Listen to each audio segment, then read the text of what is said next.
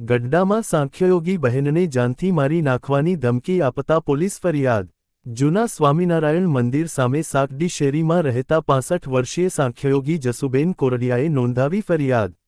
સાંખ્યયોગી બહેન ગત રાત્રિના સમયે પૂજા કરી ઘરે જતા હતા ત્યારે રસ્તા વચ્ચે પડેલી બાઇક અંગે પૂછેલ। બાઇકના માલિક હિતેશ બલદાણિયા નામના શખ્સ તૈયા આવી ઉશ્કેરાઈ જઈ સાંખ્યયોગી બહેનને બીભત્સ શબ્દોમાં ગાળો આપી।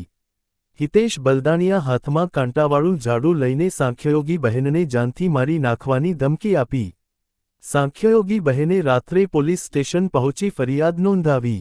પોલીસે હિતેશ બલદાણિયા વિરુદ્ધ ગુનો નોંધી તાત્કાલિક પોલીસ સ્થળે પહોંચી તપાસ હાથ ધરી। અહેવાલ રોહિતાર જતાપરા। વધારે સમાચાર જોવા માટે અમારી ચેનલને લાઇક, શેર અને સબસ્ક્રાઇબ કરો। તમારું નામ? મારું નામ જસુબેન સાંખ્યયોગી। કયું ગામ? માંડવદર, આ ગઢડા અને સાંકડી શેરીમાં સામે મંદિર। અત્યારે તમે પોલીસ સ્ટેશન આવ્યા છો, શું બાબતે?